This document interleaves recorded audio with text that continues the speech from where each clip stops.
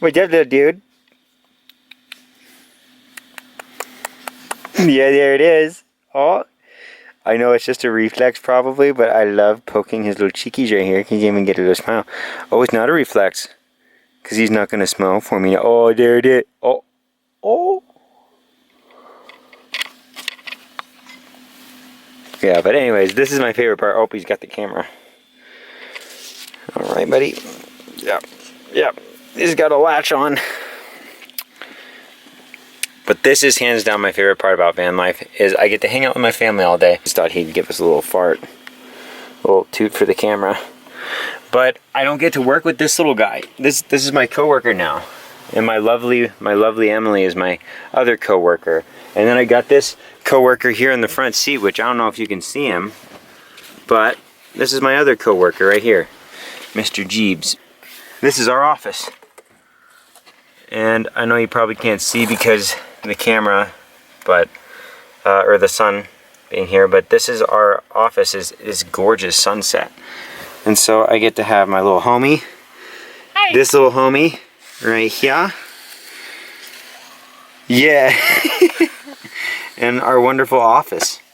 So you can't really beat this. It's as good as it gets for me.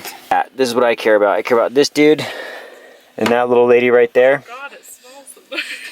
It does smell in there, huh? That composting toilet. I gotta clean it out. Okay. It's not the compost though. There's nothing in it right now. It's just from what was in it last time. So these mosquitoes, man. Ooh. I know the mosquitoes are real right now, and we're in Arizona.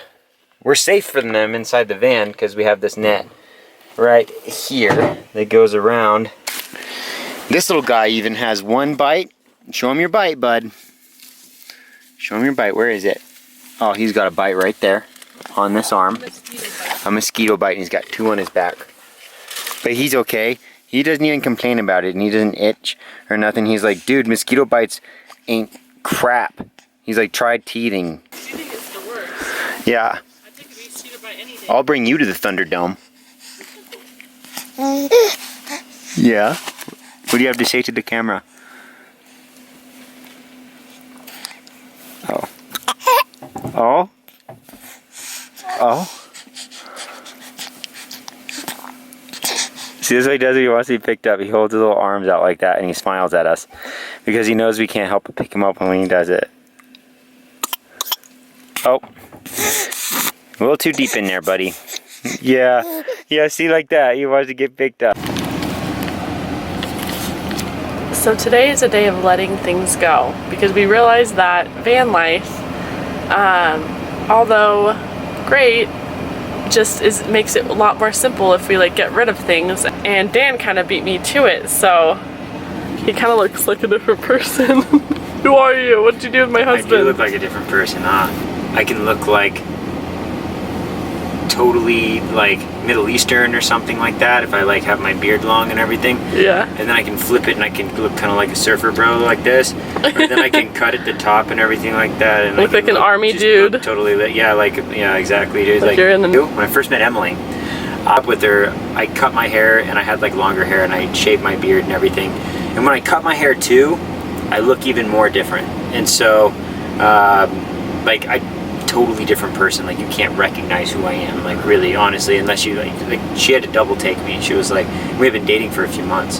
Yeah. And she was like, walked by and she was like, and I was like, oh dude, she didn't even notice me. Did I really? I don't even remember. She walked right by me. Pretty much my husband looks like a different person every time he cuts his hair. I'm just like, who are you? It's like I'm dating someone new. It's kind of fun, actually. Like my personality changes to match the haircut. It does. I feel like it does too. I thought it was just because I couldn't see your facial expressions under the beard.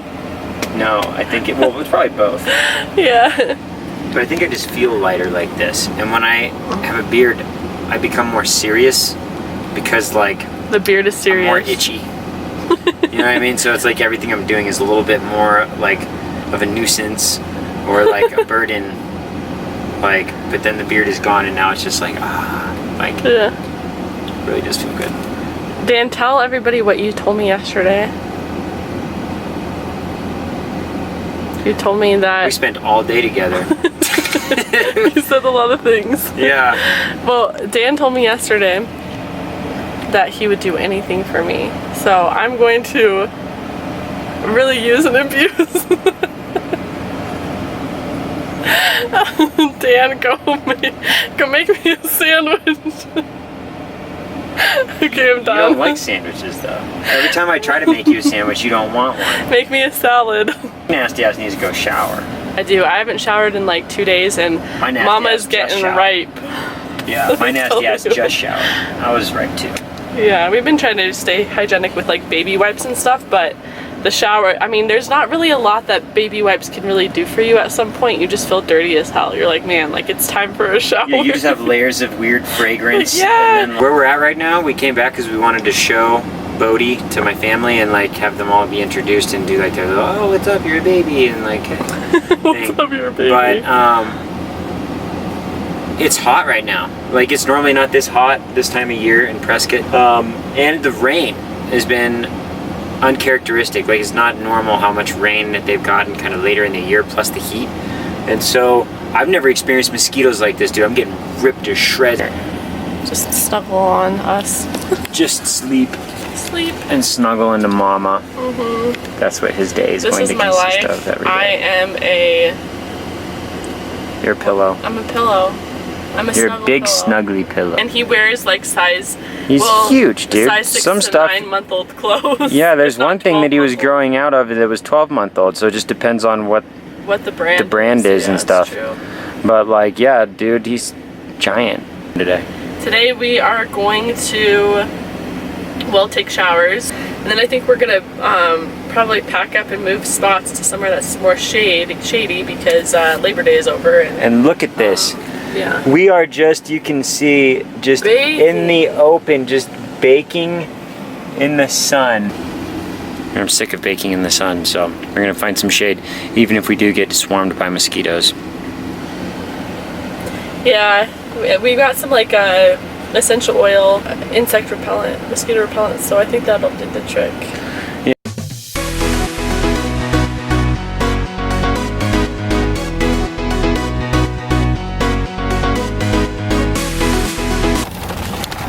We're going through a little bit of a rougher road through here.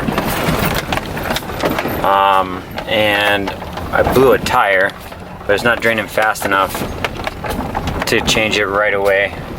So I'm gonna wait until I get down to the next campsite that we found a little earlier that's a little flatter and not as rocky. And I'm gonna just swap it out once I get there, because it's not gonna get on the rim for a little while. Emily is on it. She just found the spot that we were looking for. It's everything we could ask for in our dreams. It's a little extreme, but it's pretty nice. It's pretty nice. And that's the sound of the tire finally hitting the ground. It's beautiful. We got pines. We got a neighbor over there, over yonder, back right. Zoom in on them. Neighbors right there in those trees. And we got some neighbors across the road, but our back is just to the pure woods, which is gorgeous. And everything's green right now. There's no burn ban in effect. We can find some firewood. We can have ourselves a nice little campfire tonight. Welcome to Williams, Arizona. Wait, how do you do it? No, I'm just kidding. Oh, Williams, it's so beautiful. We got our van, our little setup, and we got Jeebs. Hey, Jeebs. Hey, buddy, you happy? He loves it out here. And then we've got Dan and Bodhi. Bodhi's just chilling. He's sleeping. Bodhi is asleep. Hey, guys. Hey. Alright, this morning I wanted to talk about how we use our compost toilet. I actually had to try to figure this out a little bit as I've been going, but this right here I feel like is kind of a game changer. This cocoa choir. This came with the toilet we have, but we just bought some other stuff as well, just so we had enough on hand. So what we do with it is you add it, we put it into here, we put it into this bucket with about 2 liters of water with one of those bricks. In our toilet right now, we have these black bag. So in this part is a black bin that you would go number 2 in, and then this little hole right here is for the pee, and it goes down into a tank that fills up the urine. The little bin, we got these black bags right here. They're biodegradable. So we got these, they're like plant-based. What I've been doing is taking the cocoa coir, putting it in this part, and then you go to the bathroom, and then you can kind of cover it with it again, just to kind of, I think, help so it doesn't smell quite as bad, and then make so the bags can stretch. Because one thing I will say that I do not like about this toilet is when I go to the bathroom and I sit on it, the urine does come over into this bin. I end up having to hover and aiming into the hole. And that actually has been working for me when it's light outside in the day and I can see. But for some people that might be a little bit tricky, and you might not really want to deal with that. It's okay for me for now. I don't mind it. But I know for a fact there are other composting toilets out there where you will not have to deal with that. So if you feel like that would be a problem, this might not be the toilet for you. But besides that, I actually do really like this toilet. I think it's a good composting toilet. Jeebs! Woods cat. What's up, bud? What are you doing? He's like, I don't need a compost toilet. I can just go wherever I want. It must be nice, Jeebs. It must be nice.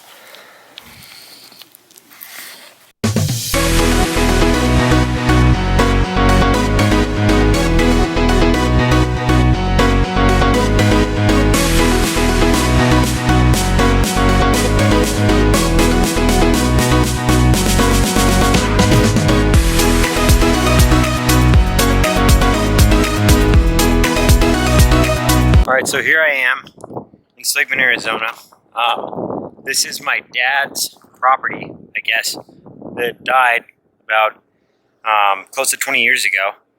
And I just found it, and my brothers and I were lucky to find it when we did, and pay off the taxes to it, so that way we can get back on it and see what was going on, what he was doing, and have a cool little camp spot, because that right there is beautiful. I don't know if you can see in the background, just like all the ridge line and the ridge country and stuff. And like, yeah, there's just not a whole lot else back here. Just a lot of real pretty like plants, junipers. I was looking around and it said something about the juniper mountains. But here's the dilemma, what we don't really know.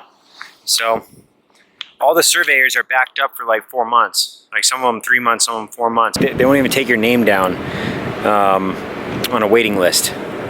So I'm just kind of having to wing this thing myself to figure out where the property lines are. This big shed that's right here. I don't know if it's a shed, it's a little cabin.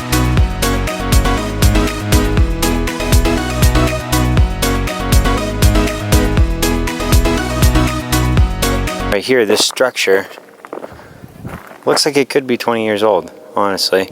And my brother said that my dad was working on building a small home. So I wonder if he was building this into a tiny house, but I don't know.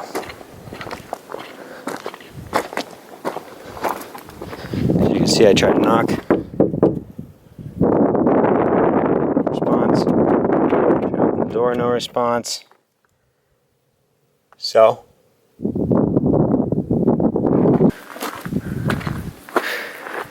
well, but as you can see, it's pretty banged up a little bit. Like, it's had some weathering. This here's starting to peel. So it makes me think like this isn't like a new structure. When I lifted that up, it sounded like something fell. I clinked. Oh, it's a nail. I was gonna say, I was looking around out here for maybe a stashed key somewhere. Or whoever mapped this whole thing got it wrong, and Google Maps is all jacked up too. This thing doesn't even appear on Google Maps, that shed that's over there.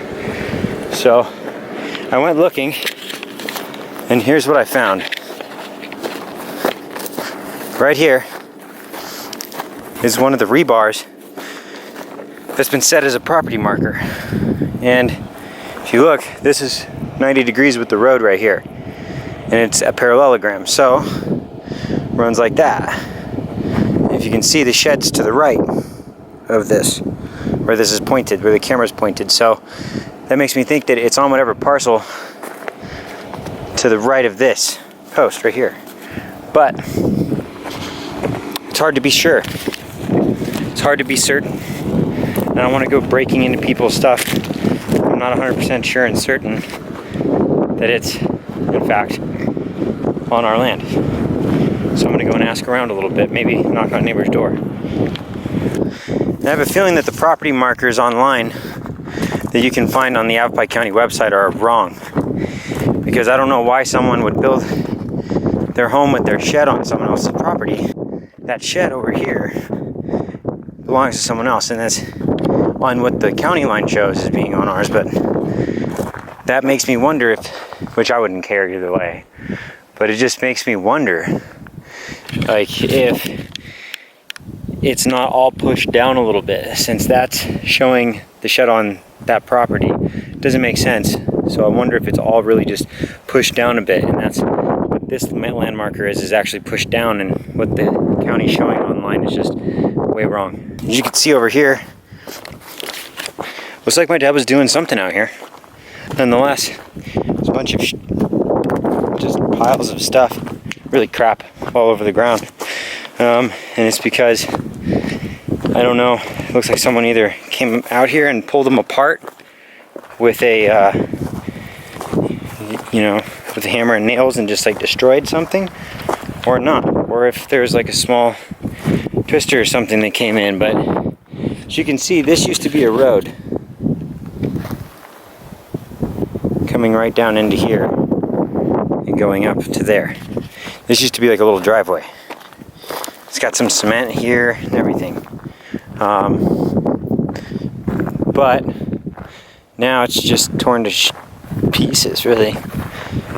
Looks like there was a little shed right here with what I'm guessing is a little gate with a little fence. They ran back up in there. Oh, it was a perfectly good trailer hitch right here.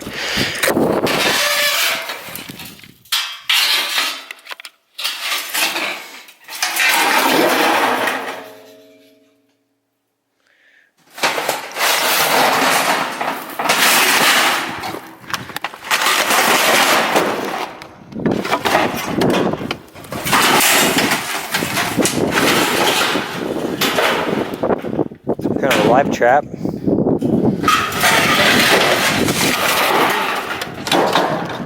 Maybe a live trap, I don't know. Makes me wonder if there's some plumbing or something like dug around here, like.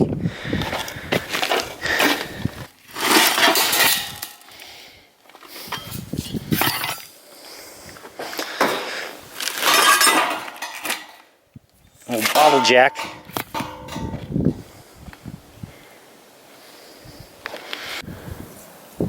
I don't know what this is here, but it seems to be pretty firmly in the ground.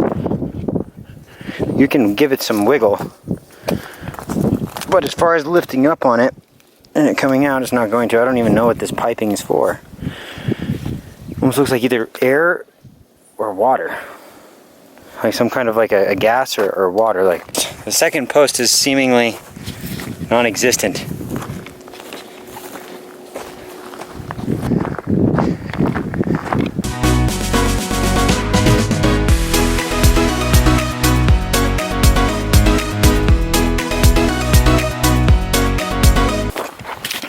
Without talking to the neighbors. They gotta beware of dog sign up in the road in their driveway. No trespassing sign, which hopefully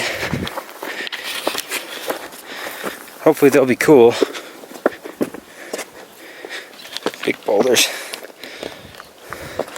But hopefully they'll be cool with me walking onto their land and giving them a knock on the door. I don't think there's anything wrong with that. If I get bit by a dog, I get bit by a dog.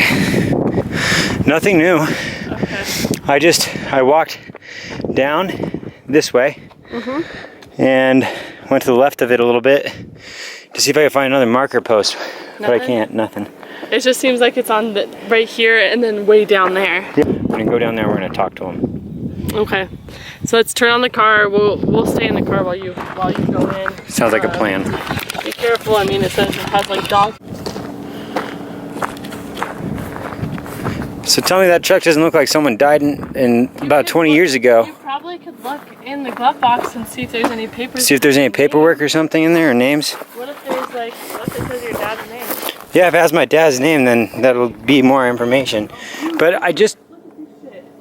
Look, I'm not gonna touch it if I was out here because I was like, I just checked in here. Look at this. Is this drugs? Is this like cocaine? That looks like a ketchup packet, man. Oh, just kidding. Dude, don't touch it. It looks white.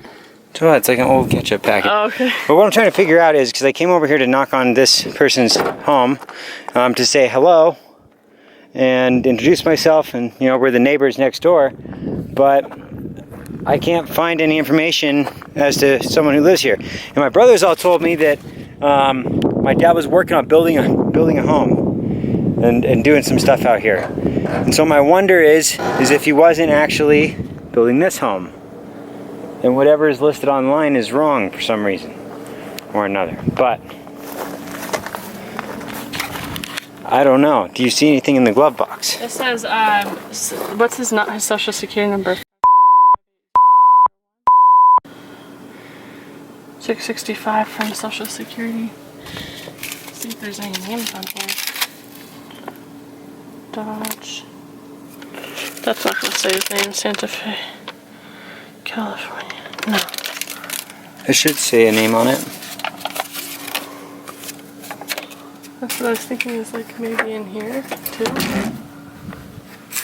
That'd be. There might be maybe some names somewhere. It's kind of weird to like touch this. But you would think on that Social Security one it would have a name. It looks old enough to be 20 years old. That's the only thing I know. William Elliott. Never mind. That's not your dad. Bill Elliott, huh? The fact that it looks like just like someone died here like 20 years ago, man. Oh yeah, definitely. Well, this looks older than 20 years, whatever this is, unless they just kind of use scrap metals. Which a lot of these people do. They go to junkyards and they just take scrap metals to build stuff. I don't know, man. No, that's not what this looks like. This looks older than 20 years. Come with me. I just don't know. There's no property markers, and the surveyors aren't coming out for a long time. I had a feeling that this property was probably somebody that wasn't around anymore, because just the way it looks, it doesn't really look like. No. It, you know, it looks very old. Yeah, it definitely looks like abandoned for years. In years, it was probably like a veteran or something. Yeah, see, look at that. Yeah, see. And the wood in the deck looks like it's kind of falling apart a little bit. Yeah, for sure. Look at that deck. Maybe at one point it was like a pretty cool place, but yeah. That's why I wonder if my dad's all that extra shit that he had was because he was building shit on this. And if this wasn't his land, I don't know. Doesn't make sense. Well, in that car it has a Social Security for William Elliott. For William Elliott. Yeah. We'll see. Definitely is abandoned. Let's see if we can look up a William Elliott in Seligman. Yeah. If we can find us William Elliott in Seligman, we might be able to get some answers as to what's going on out here. Because that's the name of the chap who owned that car right there, I'm assuming.